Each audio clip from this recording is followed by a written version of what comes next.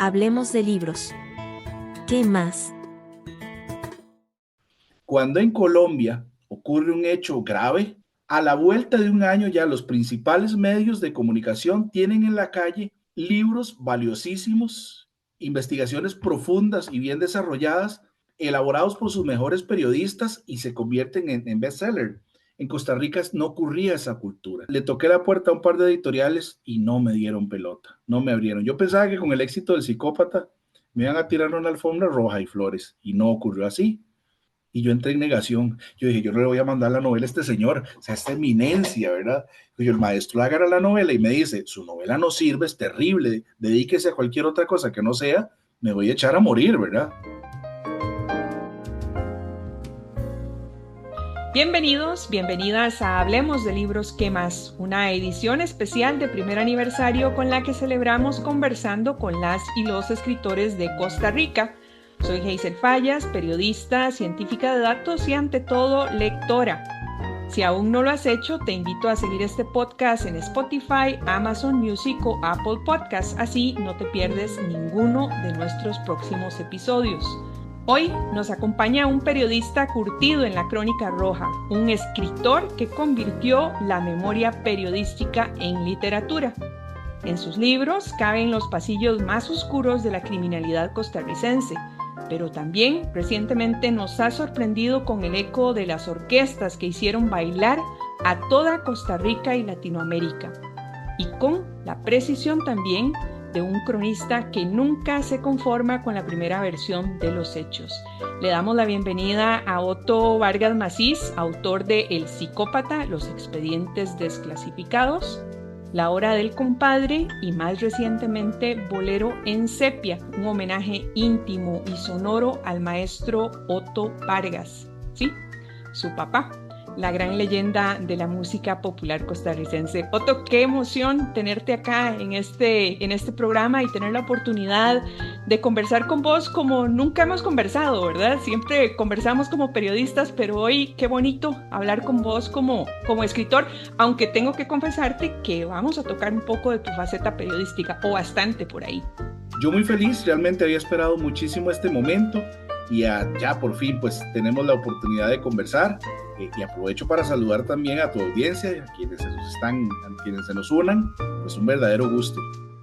No, créeme que de verdad el gusto es nuestro, y poder tener esta oportunidad de conversar con vos. Y vieras que yo tenía una pregunta, hoy en la mañana estaba preguntándome, bueno, Otto Vargas es periodista, escritor y músico también. Cuando eres chiquitillo, dijiste esas tres posibilidades profesionales se asomaron por tu vida, o hubo alguna otra que vos dijeras, ay, me voy a dedicar a esto, aunque finalmente terminaste siendo esas tres: periodista, escritor y músico? Es una pregunta muy curiosa y no es muy común que me la hagan. Y te voy a contar algo. Originalmente mi sueño era ser arqueólogo. Eso era lo que yo quería.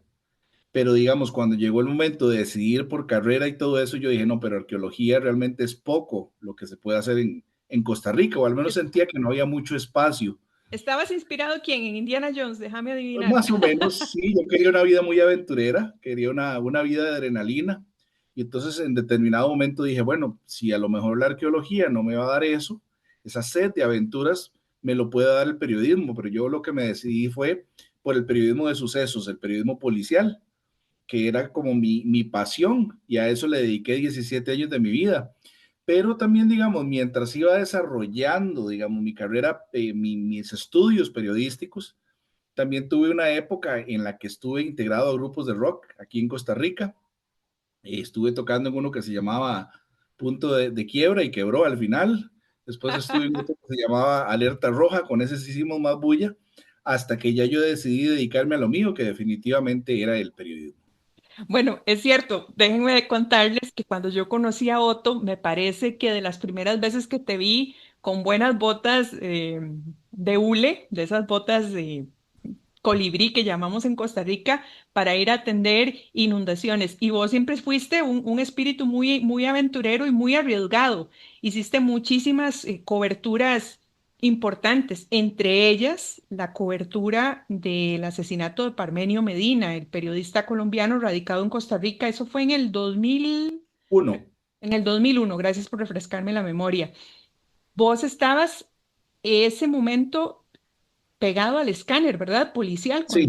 cuando ocurrió. Contanos un poco de eso y también cómo se te ocurrió la idea de, a partir de ese suceso que marcó la historia de Costa Rica, hacer la crónica, la novela esta de la hora del compadre.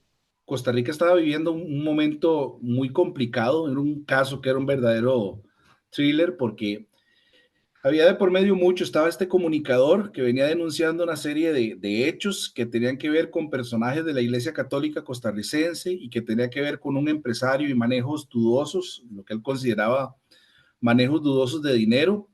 Parmenio empezó a recibir amenazas de muerte hasta que finalmente este hecho se concreta el 7 de julio del 2001 cuando lo sorprenden llegando a la casa y le disparan.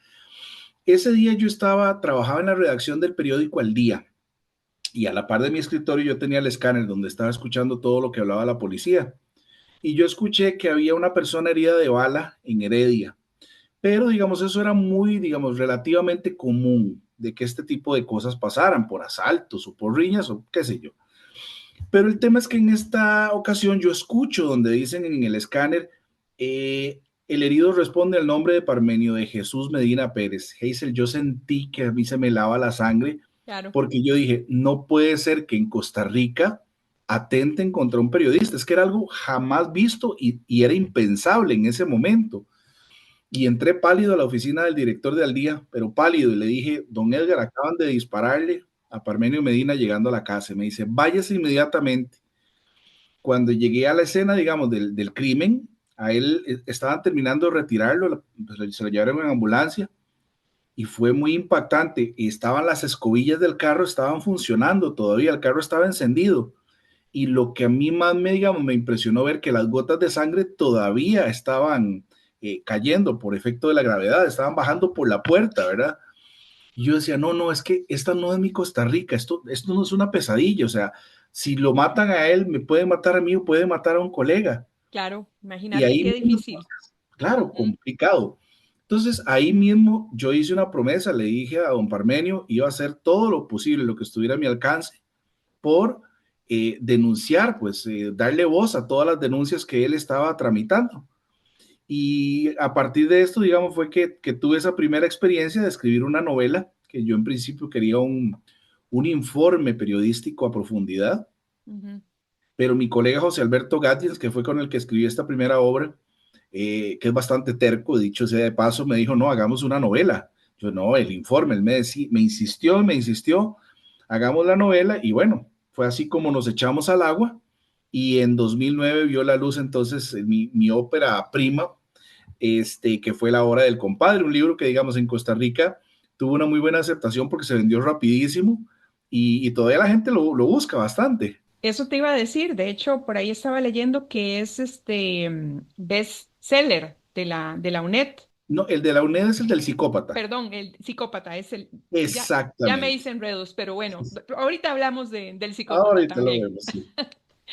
Otto, yo te escucho y sos capaz, digamos, como de transmitirme las imágenes de ese momento tan crudo del asesinato de Parmenio Medina, que como bien decíamos, que como bien decías, nos marcó como país. Pero esperaste más de casi 10 años, ¿no? Para publicar Sí, esta novela. Y ahí te quiero preguntar, ¿qué le debe tu escritura a la calle, a ese entrenamiento de periodista, de nota roja, de sucesos, de estar pegado del escáner policial, de que llega a la escena del crimen cuando todo está fresco?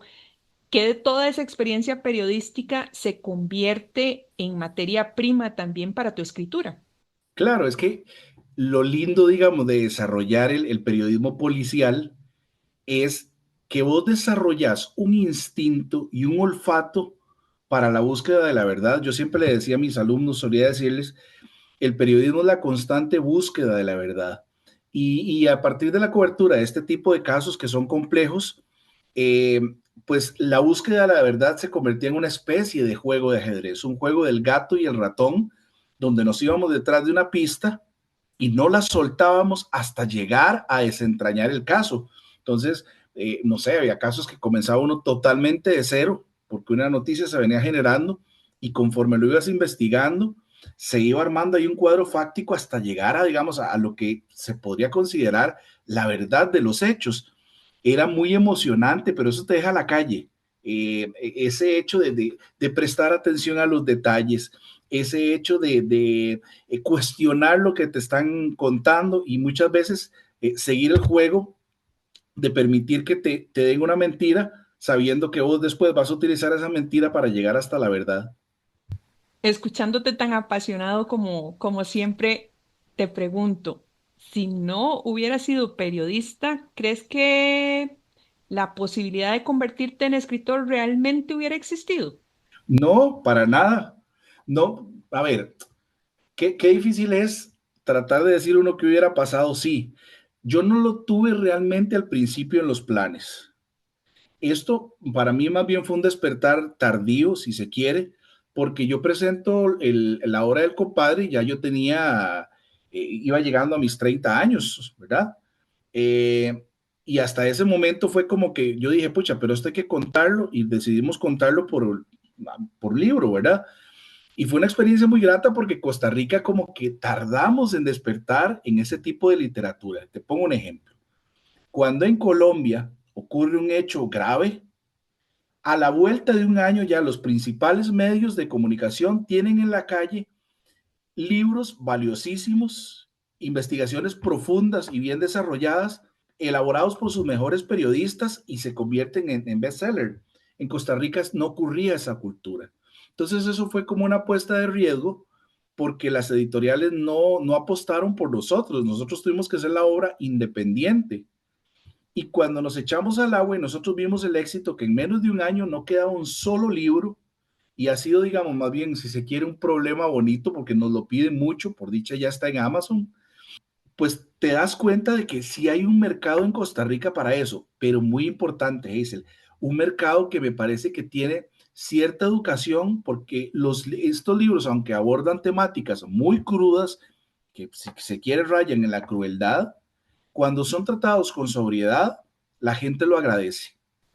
Sí, estoy de acuerdo con vos. De hecho, es que la gente quiere saber al final del día y quiere saber más allá de los reportes periodísticos, de los artículos o de los reportajes. Y ahora que hablas de la curiosidad que despiertan estos casos que, que, bueno, nos han angustiado y nos angustiaron colectivamente, hay un caso que yo creo que fue el terror de todos los que fuimos niños y niñas en los ochentas, que era el famoso caso del psicópata, del cual también vos tenés un libro, ahora sí, tu libro más famoso, el que hablábamos que es el bestseller.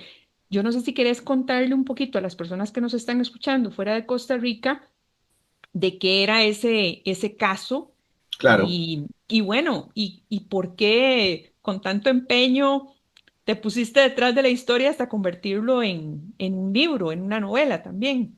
Sí, el 6 de abril de 1986, un cura español que era muy entusiasta, él estaba ilusionado con la idea de crear un parque de la unidad hispánica en unos cerros aquí en el Valle Central, en San José, Costa Rica, y quería que esto convertir el lugar conocido como la Cruz de la Juelita, donde hay una cruz metálica de 33 metros de altura que se ve en buena parte del Valle Central, quería convertirlo en un sitio de peregrinación. Entonces hizo una convocatoria pues a todas las personas a que se unieran a esta peregrinación, que casualmente ese día yo subí con mi madre y con mis hermanas. O sea, nosotros estuvimos ahí.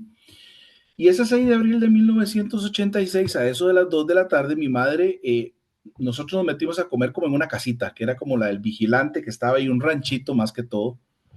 Mi madre se asomó un momento a la puerta y se asustó muchísimo porque ya los peregrinos prácticamente se estaba quedando solo el lugar, hacía mucho frío, había mucha neblina.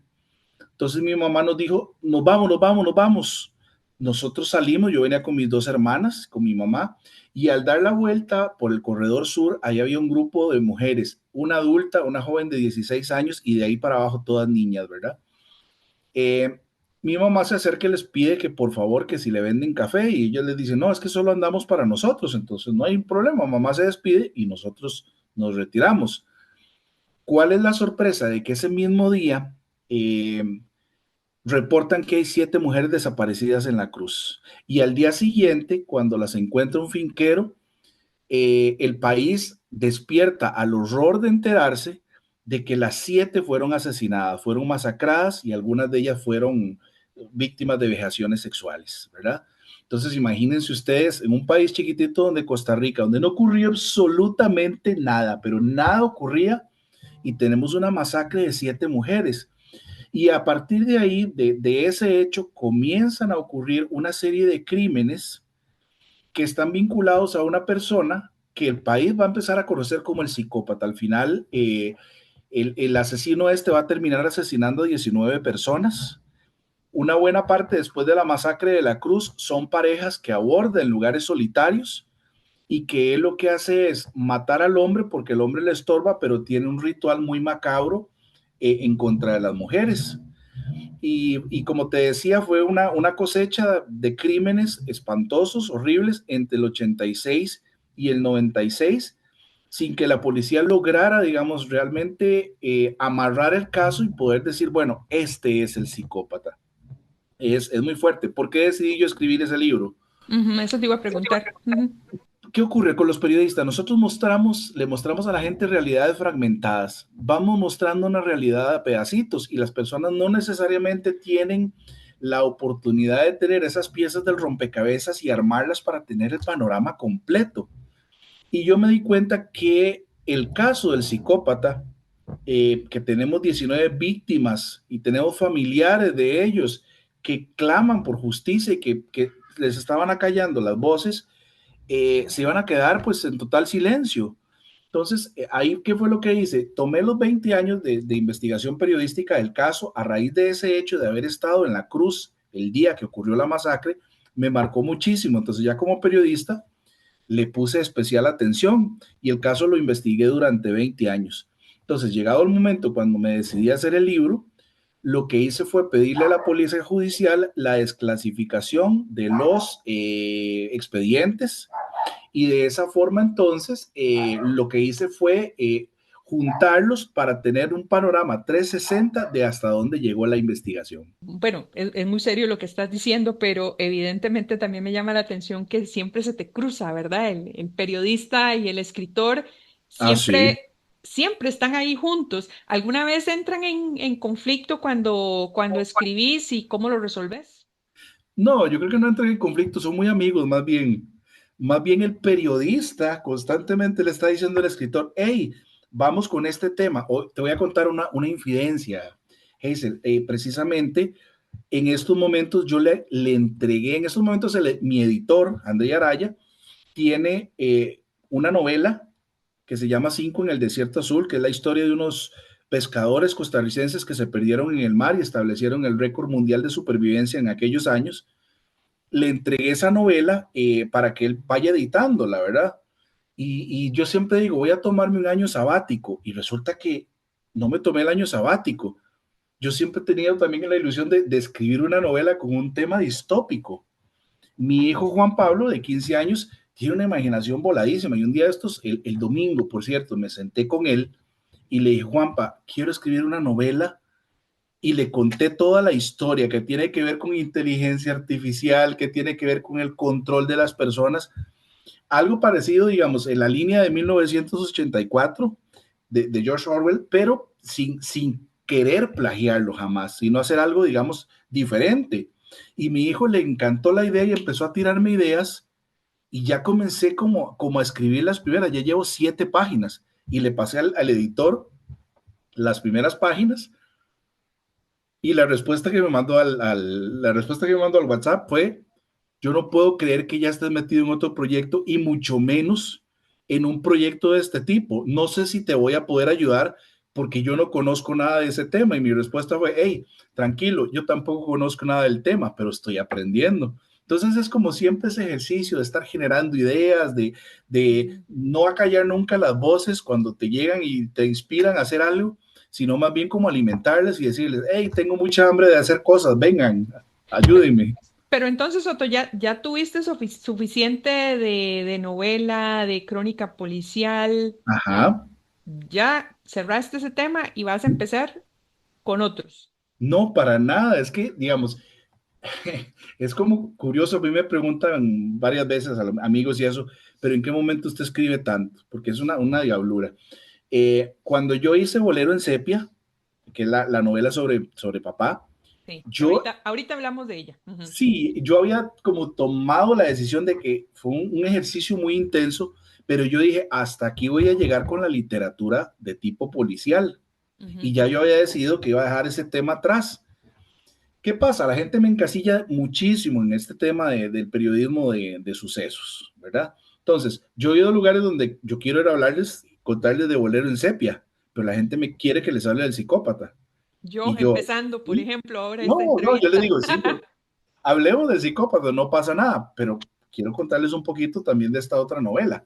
Mira, y hablando de cosas bonitas, ¿por qué no hablamos un poquito de esta novela de Bolero en Sepia?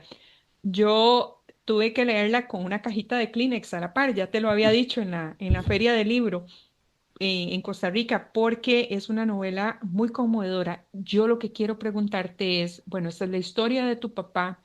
Tu papá definitivamente es una figura de la cultura popular, de la música popular costarricense, trascendió más allá de las fronteras de nuestro país, pero lo que contás en esta novela es tan íntimo, es, claro, son tus vivencias con tu papá. Y yo me ponía a pensar, si yo lloré, ¿cuánto lloró Otto para escribir eso y cómo hizo para, para realmente poner todas las anécdotas que cuentas acá, que contás acá, es que es el 360 de la vida de tu papá. Sí, a mí todavía se me quiebra la voz de vez en cuando hablando de este tema.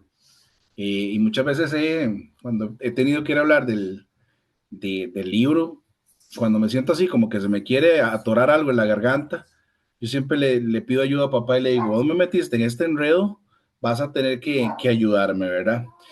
Resulta que, a ver, cuando yo escribí la novela, lo escribí en un momento muy complicado de mi vida, muy, muy complicado, porque resulta que venía mi papá de fallecer, para mí fue un golpe emocional tremendo, devastador.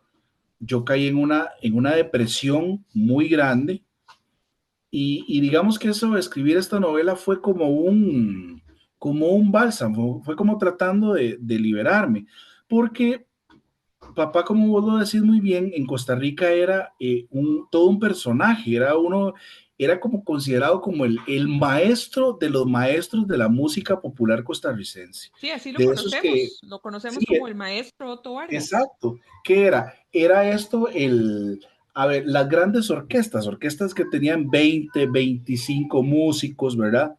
Y entonces era tan, digamos, un ambiente tan bonito, tan diferente, ¿verdad? Pero entonces, ¿qué pretendía yo con esta novela? Yo sentía como esa necesidad de que la gente conociera, porque conocía muy bien al maestro.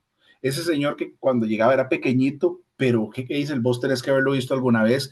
El señor imponía respeto cuando llegaba, porque cuando llegaba era, oh, aquí está el maestro, ¿verdad? Como decir, exacto, aquí está el Pedro Vargas, por decir algo así, ¿verdad? Aquí está el Chente Fernández. Y la gente lo veía con admiración y con cariño, y él saludaba y la cortesía, y era un señorón. Pero ese señor cruzaba la puerta de la casa y se transformaba en alguien totalmente diferente. ¿Por qué? Porque era un hombre encantador, un hombre con un sentido del humor increíble, pero increíble. Nos reíamos de todo, vacilábamos de todo. Dentro de la casa no le importaba si andaba un pantalón de cuadros y una camisa de rayas, pero cuando salía, eso sí, era un dandy. Iba con su traje a la medida, siempre con su corbata, su pañuelito, su Carolina Herrera número 5. Entonces yo quería como contarle a la gente un poco quién era papá, ¿verdad? y traté de hacerlo de una versión como muy íntima, muy introspectiva. Pero me ocurre algo, Hazel. Cuando yo ya creía tener la novela lista y cerrada, se la doy a mi editor en ese entonces, que era Froilán Escobar, premio nacional en Costa Rica y uno de de las plumas más exquisitas de este país. El profe Froilán El Escobar. famoso, el famoso. Y Froilán me agarra la novela, la lee y me llama y me dice, chico, mira, te voy a decir algo, como con su acento antillano cubano. Cubano, sí. Si tú quieres que esta novela sea un tributo a tu padre, así como está, no la puedes publicar. Y yo me sentí devastado, porque yo decía, increíble, o sea, murió mi papá, hago el esfuerzo de la novela y la novela no sirve. Yo dije, la dejé por ahí, no la retomé en un largo tiempo, ¿verdad? La dejé como reposar. Ya al tiempo volví a agarrarla y me di cuenta que todo lo que el maestro me había dicho tenía toda la razón. La novela era casi que un anecdotario, pero le faltaba un hilo conductor, más con un juego que yo estaba haciendo ahí con los tiempos de narración, porque un primer tiempo era los 25 días entre el momento que lo internan y el momento que fallece, y otro era la vida de él entre 1939 y 2017. Las dos líneas del tiempo van avanzando hasta que se juntan. Entonces Sí. fue, digamos, ese proceso complejo, ¿verdad? Oíme, ahora que decís ese tema de que Froilán Escobar te dijo que esa novela no servía, ¿cómo asumís vos la crítica o cómo asumiste en ese momento que él te dijera que la novela como estaba no funcionaba? Y sumándole a eso el hecho de que estamos hablando de la novela que cuenta la vida de tu papá. ¿Cómo enfrentaste eso? No, para mí fue un golpe emocional devastador. Después de eso, la volví a tomar como a los 2 años, ya con otro, mi actual editor, con André Araya. Nos sentamos, hablamos un poco. Él me animó, hice unos cambios, ya hice otro hilo conductor. Le trabajé bastante. Le toqué la puerta a un par de editoriales y no me dieron pelota, no me abrieron. Yo pensaba que con el éxito del Psicópata me iban a tirar una alfombra roja y flores, y no ocurrió así. Entonces resulta que yo casi que me había dado por vencido. Y un día me pasó algo curioso. Trabajaba en el Ministerio de Justicia y ese día llegó a buscar a la ministra José León Sánchez, el autor costarricense de más ventas en el mundo. Yo le cuento, era muy amigo de papá, porque papá había hecho una canción para la novela La vida de los hombres solos. Y le digo, José, viera que tengo una novela que escribí sobre mi padre, y no encuentro editorial, he tocado puertas, pero no me han dado pelota. Y me gustaría saber si en algún momento usted me honraría leyéndola para ver qué le parece. Me haría muy feliz. Y entonces me dice, sí, mijito, claro, yo la quiero. Pero bueno, ya él se fue de la oficina. A los días me llama y me dice, mijito, ve, hágame un favor. La ministra tiene que mandarme un libro que yo le presté. Tráigamelo con el chofer, pero mándeme su novela. Y yo entré en negación. Yo dije, yo no le voy a mandar la novela a este señor, o sea, esta eminencia, ¿verdad? Y yo, el maestro agarra la novela y me dice, su novela no sirve, es terrible, dedíquese a cualquier otra cosa que no sea, me voy a echar a morir, ¿verdad? Ahí te jugaste todo, Otto. No, pues yo dije, no lo mando y estaba convencido que no le iba a mandar. Ujú. Y a la 1:59, cuando abrí la gaveta del escritorio para sacar el libro que tenía que devolver la ministra, estaba el manuscrito abajo. Y lo pensé por un segundo y yo dije, no, se la voy a mandar. Y agarré la novela y se la mandé. Eso fue como ese día a las 2 de la tarde. Al día siguiente, a las 8 de la noche, entra una llamada a mi celular y yo veo José León Sánchez. Y yo dije, qué torta, como decimos aquí en Costa Rica, qué torta. Si me está llamando tan pronto es porque este señor me va a regañar. Una de dos. Ajá. O me aniquila o me eleva. No, yo dije, es insalvable. O sea, si me lo está leyendo, si leyó algo tan rápido, quiere decir que seguramente abandonó la lectura y no le gustó. Entonces, le contesto. Y yo, maestro, ¿cómo está? Me dice, mijito, pregúnteme algo de su novela. Yo no le había entendido el origen, o sea, el sentido de la pregunta. Pregúnteme algo de la novela. Yo le decía, pero dígame, ¿cómo la vio? ¿Cómo la encuentra? Yo deseando que me dijera. Él en realidad lo que quería expresarme era que había quedado tan atrapado en la lectura que me dijo, me responsabilizó porque dijo que a esa hora no había almorzado ni había tomado café, porque había estado leyendo todo el día la novela y estaba emocionado. Entonces dice, yo dije, a ver, Otto Vargas, abrí los ojos, despertar. Si esta novela logró emocionar a una eminencia como José León Sánchez, a lo mejor afuera pueda también encantar y la gente también recibe esta novela con el mismo cariño con el que yo la escribí. Y fue él el que me dijo, no, esta novela definitivamente hay que buscarle espacio. Qué bonitas anécdotas, Otto. Y, y bueno, qué dichoso que te tocó vivirlo en primera fila con tu papá y también qué bueno que decidiste poner todas estas historias también en este libro.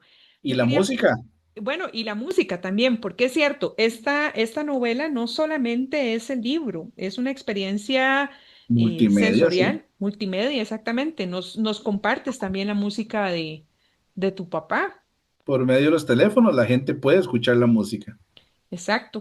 Y yo te decía antes de esta entrevista que yo me puse a escuchar la música de tu papá y me enamoré de una canción que me contaste que le dedicó a tu mamá, justamente, Exacto. un Amor bolerazo del por mar. ahí, Amor del Mar, justamente. Otto, ¿qué aprendiste de tu papá que también aplicaste o has aplicado en el periodismo y en la escritura? Siempre papá fue una persona muy comprometida con la excelencia, muy comprometida con su arte. Para él la música era sagrada, por eso nunca le gustó el karaoke, para nada. Y por eso él sufrió tanto cuando se acabó la época de oro de las grandes orquestas costarricenses. Vino a Costa Rica un estilo de música que le llamaron el chiqui chiqui, que eran 4 o 5 músicos con sintetizadores.